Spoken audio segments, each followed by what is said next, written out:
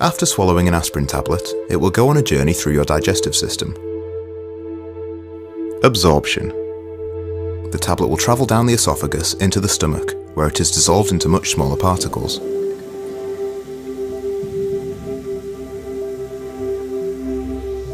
These particles will continue their journey into the small intestine, where most of them will be absorbed into the blood.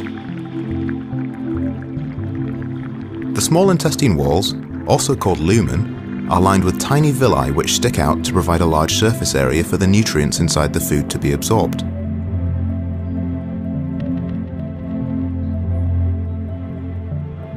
Looking closer at these villi, you can see they have a rich blood supply and they are covered in a thin layer of epithelial cells.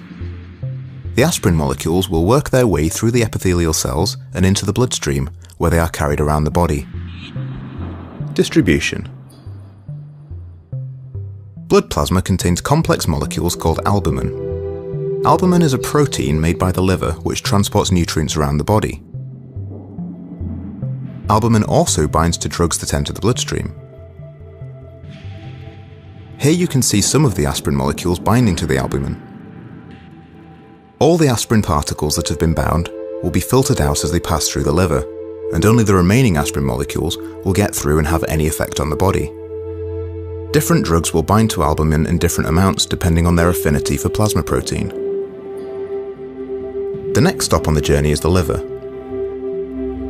The aspirin-rich blood will enter the liver through the hepatic portal vein at the bottom, and it will exit at the top via the hepatic vein. At this stage, even more of the aspirin will be removed through a process called first-pass metabolism. The liver's job is a bit like a filter.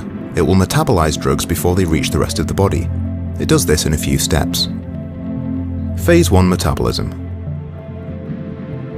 First, aspirin is hydrolyzed, breaking off ethanoic acid and leaving behind salicylic acid. This salicylic acid isn't water-soluble, so it can't be excreted in urine yet. Phase 2 metabolism. An ionized group is then added to the salicylic acid, forming glucuronide, which is water-soluble and can be excreted in urine. A lot less of the aspirin will continue its journey onto the rest of the body, including the site of the pain. Only 68% of orally taken aspirin will have any effect at all, because of all the filtering that the body has done. This percentage is called the drug's oral bioavailability.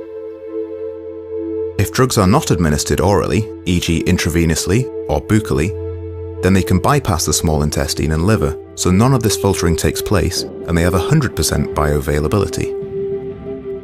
We are now at the site of some skin tissue damage.